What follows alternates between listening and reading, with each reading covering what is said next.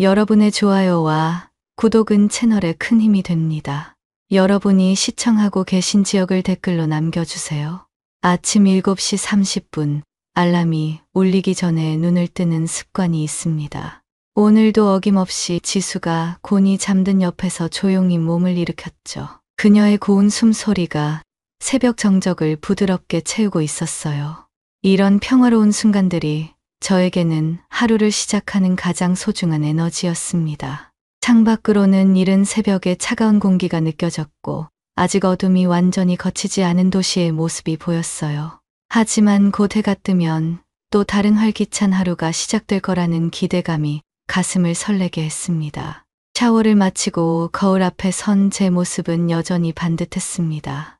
35이라는 나이가 무색할 만큼 단단한 턱선과 또렷한 눈매, 그리고 무엇보다 자신감 넘치는 표정이 거기 있었어요. 매일 아침 이 거울 앞에서 다짐하곤 했죠. 오늘도 최선을 다하자고, 가족을 위해 더 나은 사람이 되자고 말이에요. 거울 속 제 모습을 보며 항상 감사한 마음이 들었습니다. 건강한 몸, 똑똑한 머리, 그리고 무엇보다 사랑하는 가족이 있다는 것 말이죠. 넥타이를 매며 생각했습니다. 오늘도 좋은 하루가 될 거라고 말이죠. 부엌에서는 지수가 벌써 아침 준비를 하고 있었습니다. 원피스 차림의 그녀가 커피를 내리는 모습이 참 예뻤어요. 아침 햇살이 창문으로 들어와 그녀의 머리카락을 금빛으로 물들이고 있었습니다. 여보, 일어났네요? 커피 내릴게요. 그녀의 목소리는 언제나 다정했죠. 아침마다 이렇게 저를 챙겨주는 지수를 보면 정말 고마운 마음이 들었습니다. 결혼 3년째 우리는 여전히 신혼처럼 살고 있었습니다. 친구들이 보면 부러워할 만큼 다정한 부부였어요. 지수는 전업주부였지만 그저 집에만 있는 사람은 아니었어요. 인스타그램에서는 제법 유명한 라이프스타일 인플루언서였거든요. 우리 집 인테리어부터 일상 요리, 그리고 데이트 사진까지 예쁘게 담아 올리는 포스팅들이 많은 사람들의 부러움을 샀습니다. 워너비 부부라는 별명까지 얻으며 팔로워 수도 2만 명을 넘어서고 있었죠. 댓글들을 보면 정말 부러워하는 사람들이 많았어요. 완벽한 부부네요. 저도 이런 결혼 생활 하고 싶어요. 같은 반응들이 대부분이었습니다. 지수는 그런 반응들을 보며 항상 기뻐했고 저 역시 아내가 인정받는 모습을 보니 뿌듯했어요. 오늘 회의 잘 되길 바라요. 화이팅! 지수가 제 어깨를 토닥이며 응원해줬습니다. 그녀의 따뜻한 손길이 제게 용기를 주었어요. 오늘은 중요한 프로젝트 발표가 있는 날이었습니다. 외국계 금융기업에서 중간 관리자로 일하는 제게는 승진을 좌우할 수 있는 중요한 순간이었어요. 이 프로젝트가 성공하면 팀장 승진이 거의 확실했거든요. 지수도 그걸 알고 있어서 며칠 전부터 특별히 더 신경 써서 저를 챙겨주고 있었습니다. 평소보다 일찍 일어나서 아침을 준비해주고 제가 좋아하는 음식들로 저녁을 차려주기도 했어요. 회사에 도착하자마자 바로 준비에 들어갔어요.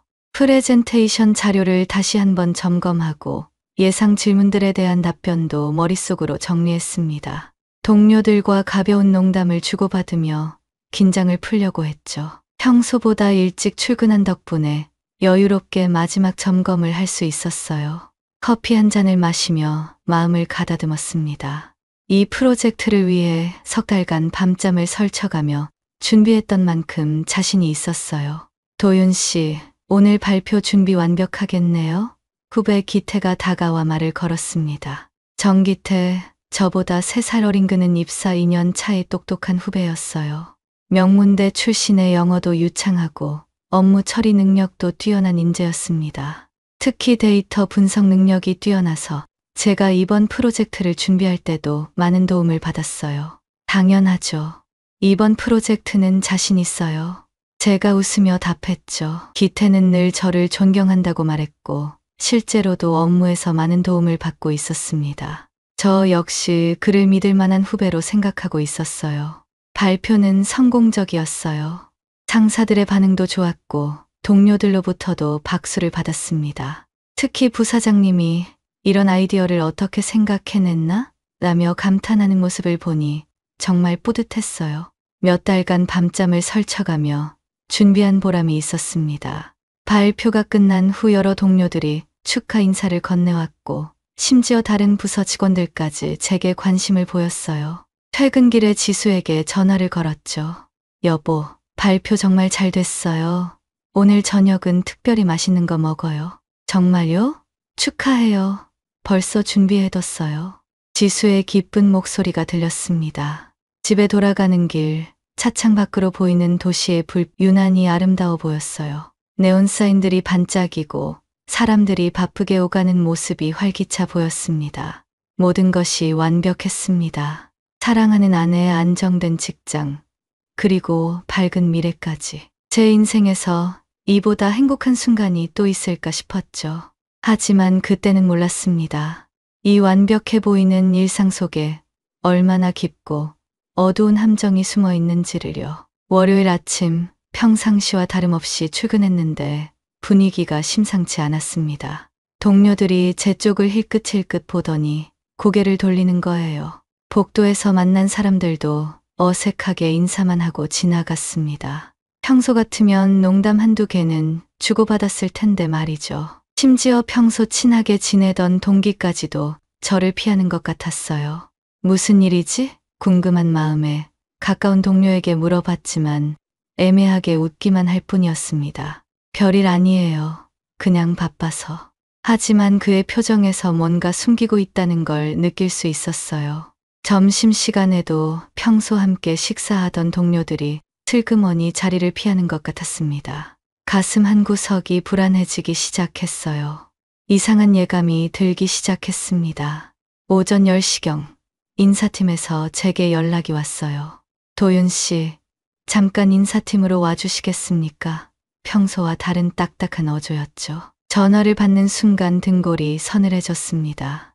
인사팀에서 이런 식으로 부르는 경우는 보통 좋지 않은 일이 있을 때였거든요. 심장이 빨리 뛰기 시작했어요. 혹시 제가 뭔가 잘못한 게 있나 싶어서 머릿속으로 최근 일들을 되짚어봤지만 딱히 문제될 만한 건 없었습니다. 인사팀 회의실에는 인사 담당자와 보안팀 직원, 그리고 상사까지 앉아 있었습니다. 심각한 표정들이 저를 맞이했어요. 회의실 분위기 자체가 무겁고 차가웠습니다. 마치 법정에 선 것 같은 기분이었어요. 도윤 씨, 최근 사내 보안감사 결과에 대해 이야기하려고 합니다. 보안팀 직원이 노트북을 켜며 말했죠. 보안감사라는 단어만 들어도 심장이 빨리 뛰기 시작했어요. 화면에는 제가 USB로 파일을 옮기는 장면이 담긴 CCTV 영상이 재생되고 있었습니다. 분명히 며칠 전의 일이었어요. 그때는 단순히 집에서 작업하기 위해 자료를 복사한 것뿐이었는데 지금 보니 마치 기밀을 유출하는 것처럼 보였습니다. 이게 뭘까요? 순간 머릿속이 하얘졌어요. 분명히 업무용 자료를 집에서 작업하려고 가져간 거였는데 마치 제가 기밀을 유출한 것처럼 보이는 거예요. 그 순간 모든 상황이 이해됐습니다. 동료들의 시선, 어색한 분위기, 모든 게 이것 때문이었던 거죠. 잠깐, 이건 오해입니다. 저는 그냥 집에서 작업하려고 급하게 변명을 늘어놓았지만 그들의 표정은 이미 굳어 있었어요. 도윤 씨, 회사 규정상 외부 저장 장치 사용은 엄격히 금지되어 있습니다. 더욱이 이 프로젝트는 대외비 등급이었죠. 상사의 차가운 목소리가 회의실을 가득 채웠습니다. 그 순간 제 머릿속에는 온갖 생각들이 스쳐 지나갔어요. 정말로 제가 규정을 위반한 건가? 하지만 다른 동료들도 종종 집에서 작업하기 위해 자료를 가져가곤 했는데 왜 유독 저만 문제가 된 걸까요? 변명을 해보려 했지만 이미 결론은 정해진 것 같았어요. 그들의 눈빛에서 저에 대한 불신을 읽을 수 있었습니다. 더욱이 보안팀 직원이 꺼낸 추가 자료들을 보니 상황이 더욱 심각해 보였어요. 제가 복사한 파일들의 목록과 시간까지 정확히 기록되어 있었습니다. 일단 조사가 끝날 때까지 무급정직 처리하겠습니다. 무급정직이라는 단어가 귓가에 맴돌았어요. 머리가 띵했습니다. 이런 일이 제게 일어날 줄은 꿈에도 몰랐거든요. 몇 년간 성실하게 일해온 제가 하루아침에 잠재적 범죄자 취급을 받게 된 거였어요. 회의실을 나서며 동료들의 시선을 받았습니다. 어떤 이는 동정어린 눈빛, 어떤 이는 의심스러운 표정을 지었어요. 모든 시선이 저에게 집중되는 게 견디기 힘들었습니다. 개인 물품들을 챙기는 동안에도 주변이 조용해졌어요. 평소 활기찬 사무실이 갑자기 무덤처럼 고요해진 느낌이었습니다. 책상 서랍에서 하나하나 물건들을 꺼내며 이 모든 상황이 현실인지 의심스러웠어요. 어제까지만 해도 성공적인 직장인이었는데 오늘 갑자기 의심받는 처지가 된 거죠. 집에 돌아가는 길 지수에게 전화를 걸었습니다. 여보, 나 지금 집에 가고 있어. 왜요? 벌써 점심시간도 안 됐는데. 지수의 목소리에는 의외의 기색이 없었어요. 평소 같으면 제가 이른 시간에 들어간다고 하면 걱정부터 했을 텐데 말이죠. 마치 이런 상황을 예상하고 있었던 것 같은 반응이었어요. 말하자면 길어. 일단 집에서 얘기할게. 집 문을 열고 들어서니 지수가 걱정스러운 표정으로 마중 나왔어요. 하지만 그 걱정이 진짜인지 연기인지 이제는 구분하기 어려웠습니다. 상황을 설명하자 지수는 의외로 침착했습니다. 괜찮아요, 여보. 오히려 재충전의 기회가 될 수도 있어요. 그 말이 위로가 되긴 했지만 동시에 어딘가 어색하기도 했죠. 보통 아내라면 더 당황하고 걱정할 법한데 지수는 너무 차분했어요. 마치 이런 상황을 예상하고 있었던 것처럼 말이에요. 며칠 후 더 충격적인 소식이 들려왔습니다. 제 노트북에서 삭제된 파일들을 복구해 조사한 결과 더 많은 의혹이 제기됐다는 거예요. 저도 모르는 파일들이 발견됐고 그 파일들은 외부로 전송된 흔적까지 있었습니다. 이상해. 분명히 그런 파일은 만든 적이 없는데. 혼자 중얼거리며 머리를 감쌌어요. 컴퓨터를 다시 살펴봐도 기억나지 않는 파일들이 여러 개 있었습니다. 언제 만들어진 건지, 누가 만든 건지 전혀 알 수 없었어요. 파일명도 이상했고 확장자도 제가 평소 사용하지 않는 형태였습니다. 회사에서는 결국 저를 정보 유출의 주범으로 지목했고 계약 해지 통보까지 날아왔습니다. 더 충격적인 건 이 모든 일이 익명 제보로 시작됐다는 사실이었어요. 누군가가 저를 의도적으로 고발한 거였습니다. 익명 제보자. 그 단어가 머릿속에서 맴돌았습니다. 도대체 누가, 왜 저를 고발한 걸까요? 밤마다 잠들지 못하고 천장을 바라보며 생각에 잠겼어요. 제가 누군가에게 원한을 샀을 리도 없고 회사에서도 원만한 관계를 유지해왔는데 말이죠. 동료들과 다툰 적도 없었고 오히려 후배들에게는 많은 도움을 주려고 노력했었는데 이런 일이 일어날 줄이야. 하루는 지수가 화장실에서 통화하는 소리를 들었습니다. 평소보다 목소리를 낮춰서 말하고 있었어요. 응, 그래, 알겠어. 나중에 다시 연락할게. 문이 닫혀 있어서 정확한 내용은 들리지 않았지만 뭔가 비밀스러운 대화를 나누고 있다는 느낌이 강했어요. 심지어 통화 시간도 평소보다 길었습니다. 문득 이상한 생각이 들었습니다. 지수가 누구와 그렇게 조용히 통화를 하는 걸까요? 평소 지수는 친구들과 통화할 때도 거실에서 큰 소리로 웃으며 이야기하곤 했는데 말이에요.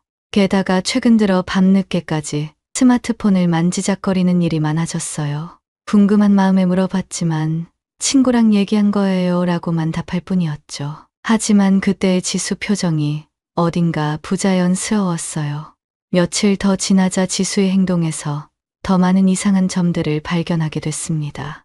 메신저로 누군가와 자주 연락을 주고받고 있었고 제가 다가가면 재빨리 화면을 가리곤 했어요. 평소 스마트폰을 아무렇게나 두고 다니던 지수가 갑자기 항상 몸에 지니고 다니기 시작했습니다.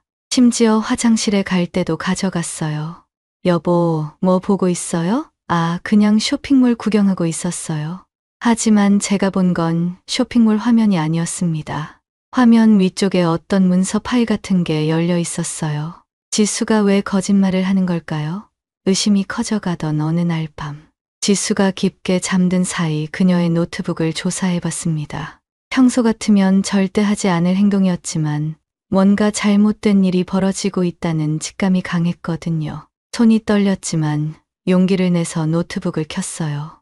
노트북을 켜자 바탕화면에 여러 개의 폴더가 보였어요.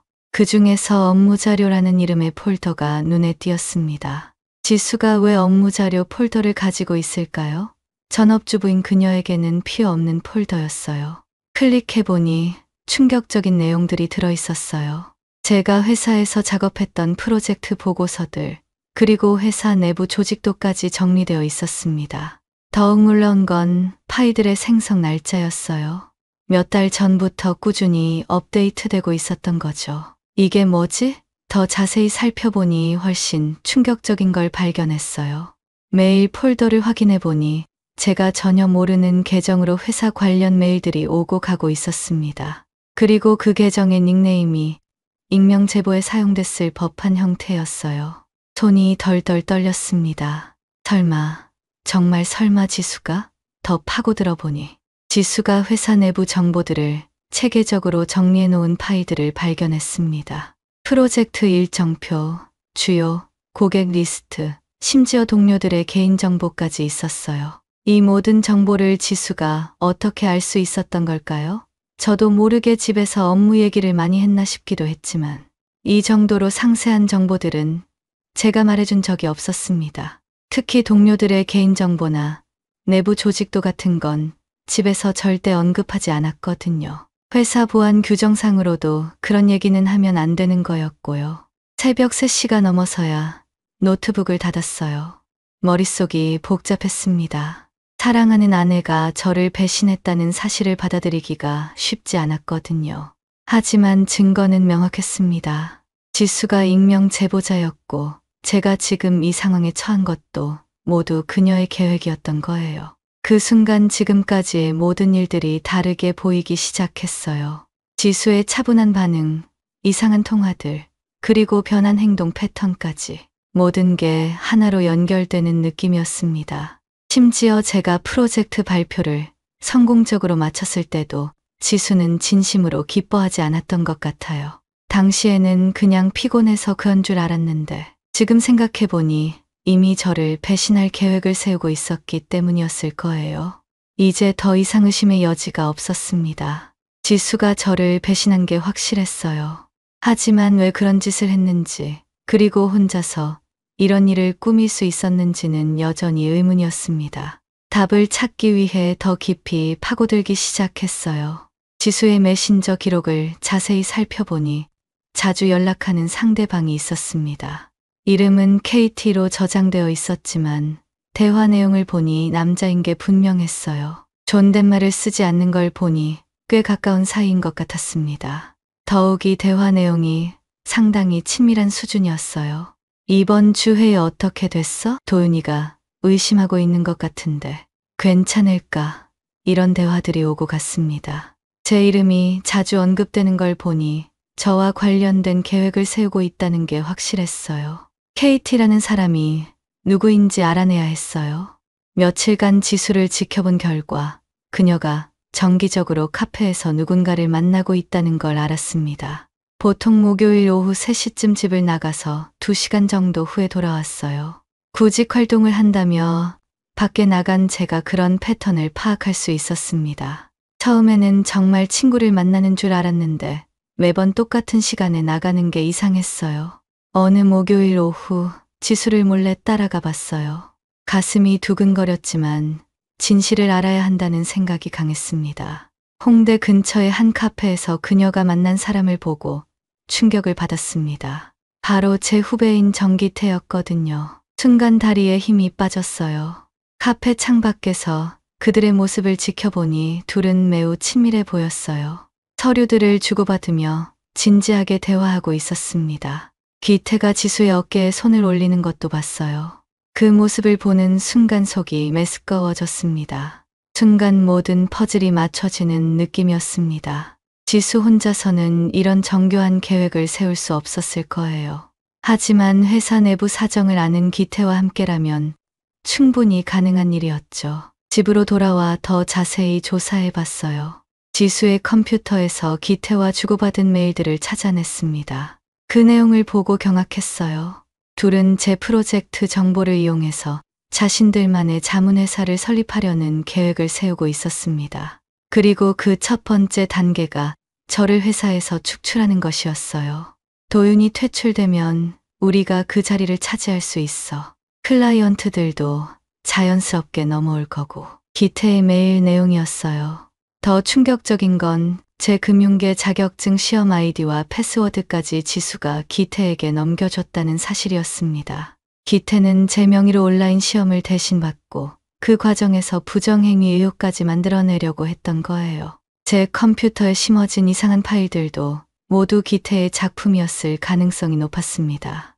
더욱 치밀한 건 그들이 제 일정까지 파악하고 있었다는 거예요. 언제 집에 없는지, 언제 노트북을 사용하지 않는지까지 모두 알고 있었던 거죠. 모든 게 계산된 배신이었습니다. 제가 회사에서 쫓겨나는 것도, 업계에서 매장당하는 것도 모두 그들의 시나리오였어요. 저는 단지 그들이 성공하기 위해 제거해야 할 장애물이었을 뿐이었습니다. 결혼 3년 동안 저를 사랑한다고 말했던 지수의 모든 말들이 거짓이었던 거죠. 분노가 치밀어 올랐지만 동시에 묘하게 차분해지기도 했어요. 감정적으로 행동해서는 안 된다는 걸 알았거든요. 이런 치밀한 계획으로 저를 함정에 빠뜨린 사람들을 똑같이 치밀한 계획으로 응징해야 한다고 생각했습니다. 그날 밤 지수가 씻고 있을 때 그녀의 휴대폰을 확인해 봤어요. 기태와의 통화 기록이 빼곡했습니다. 심지어 제가 정직 처분을 받던 날에도 둘은 통화를 했더군요. 계획대로 잘 되고 있어. 이제 조금만 더 기다리면 돼. 지수가 기태에게 한 말이었습니다. 그들이 제 인생을 파괴하는 걸 마치 게임하듯 즐기고 있다는 생각이 들었어요. 이제 저도 계획을 세워야 할 때였어요. 복수를 계획하기 시작했습니다. 하지만 감정적으로 덤비면 오히려 역효과만 날 뿐이라는 걸 알고 있었어요. 지수와 기태가 저에게 했던 것처럼 저도 치밀하고 정교한 계획을 세워야 했습니다. 무엇보다 확실한 증거들을 수집하는 게 중요했어요. 법정에서도 통할 만한 확실한 증거들 말이죠. 먼저 집 안에 소형 녹음기와 카메라를 설치했습니다. 지수가 외출할 때마다 그녀의 행동을 추적할 수 있도록 준비했어요. 시중에서 쉽게 구할 수 있는 소형 장비들이었지만 성능은 꽤 좋았습니다. 며칠 후 드디어 결정적인 장면을 포착할 수 있었습니다. 지수가 기태를 집으로 데려온 거예요. 제가 구직 활동한다며 밖에 나간 사이에 말이죠. 카메라에 녹화된 영상을 보니 둘은 거실에서 서류들을 펼쳐놓고 회의를 하고 있었어요.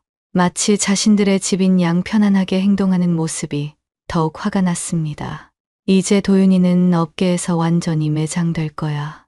누가 그런 전력이 있는 사람을 쓰겠어. 기태의 목소리가 선명하게 들렸습니다. 좀 미안하긴 하지만 우리 미래를 위해서는 어쩔 수 없었어. 지수의 대답이었어요. 그 순간 제 마음 한구석에 남아있던 마지막 미련도 완전히 사라졌습니다. 지수가 정말로 저를 사랑했던 적이 있었나 하는 마지막 의문까지도 완전히 사라진 거죠. 그녀에게 저는 처음부터 이용할 대상이었을 뿐이었습니다. 이제 기태의 과거를 조사할 차례였어요. 며칠간 정보를 수집한 결과 놀라운 사실을 발견했습니다. 기태는 이전 직장에서도 비슷한 일을 저질렀던 전력이 있었어요. 고객 정보를 무단으로 빼돌려 개인적으로 이용하다가 징계를 받았던 거죠. 당시에는 큰 문제가 되지 않았지만 지금 상황에서는 치명적인 약점이 될 수 있었습니다. 더 파고들어 보니 기태가 현재 회사의 기밀, 정보들도 무단으로 복사해서 개인 계정으로 전송한 기록들을 찾아낼 수 있었어요. 그는 저를 함정에 빠뜨리면서 동시에 자신도 똑같은 일을 저지르고 있었던 거예요. 정말 아이러니한 상황이었습니다. 지수 쪽도 조사해봤습니다. 그녀 명의로 개설된 비밀 계좌를 발견했어요. 기태로부터 받은 돈들이 정기적으로 입금되고 있었습니다. 아마 정보 제공에 대한 대가인 것 같았어요. 금액도 생각보다 컸습니다. 매월 200만 원씩 꾸준히 들어오고 있었거든요. 또한 지수가 회사 프로젝트 회의 내용을 녹음한 파일들도 찾아냈습니다. 제가 집에서 화상회의를 할 때마다 몰래 녹음을 해뒀던 거예요. 심지어 제가 동료들과 나눈 사적인 대화까지 모두 기록해두고 있었습니다. 이 모든 증거들을 체계적으로 정리하기 시작했습니다. 영상 파일, 음성 파일, 문서들, 그리고 금융거래 내역까지. 법적으로도 문제가 될 만한 것들이 상당히 많았어요. 배임, 사기, 업무방해, 심지어 불륜까지. 이 정도면 둘 다 사회적으로 매장시킬 수 있을 만한 충분한 근거가 됐습니다. 하지만 여기서 끝낼 생각은 없었습니다. 진짜 복수는 이제부터 시작이었거든요. 우연히 알게 된 사실인데 기태가 설립하려는 자문회사가 곧 중요한 입찰에 참여할 예정이었어요. 바로 제가 이전에 담당했던 프로젝트와 관련된 입찰이었습니다. 그들은 제 아이디어와 정보를 훔쳐서 자신들의 성공을 만들려고 했어요. 하지만 저에게도 카드가 있었습니다. 이 업계에서 쌓아온 인맥과 경험, 그리고 무엇보다 진실이라는 강력한 무기 말이죠. 며칠 후 기태의 자문회사가 참여하는 입찰 현장에 나타났습니다. 회의실 문을 열고 들어서는 순간 지수와 기태의 얼굴이 하얗게 질리는 걸 봤어요. 특히 기태는 서류를 떨어뜨릴 정도로 당황했습니다. 설마 여기에 당신이 올 줄은 몰랐지. 지수가 떨리는 목소리로 말했습니다. 저는 고개를 들고 차분하게 답했어요. 왜 내가 이 회사를 대표하게 될 줄도 몰랐나 보네. 사실 저는 며칠 전부터 이 순간을 준비하고 있었습니다. 기존 직장에서 쫓겨난 후 다른 투자법인에서 새로운 제안을 받았거든요. 바로 기태 회사의 파트너 회사를 심사하는 투자 심사역 자리였어요. 아이러니하게도 제가 기태들의 사업 계획을 평가할 수 있는 위치에 서게 된 거죠. 운명의 장난이라고 해야 할까요? 1년이 흘렀습니다. 그 사이 많은 것들이 변했어요. 저는 이제 제 이름을 건 컨설팅 회사를 운영하고 있습니다. 이야기가 재미있으셨나요? 좋아요와 구독으로 응원해 주시면 더 많은 감동적인 이야기로 찾아뵙겠습니다. 여러분의 작은 관심이 저에게는 큰 힘이 됩니다. 감사합니다.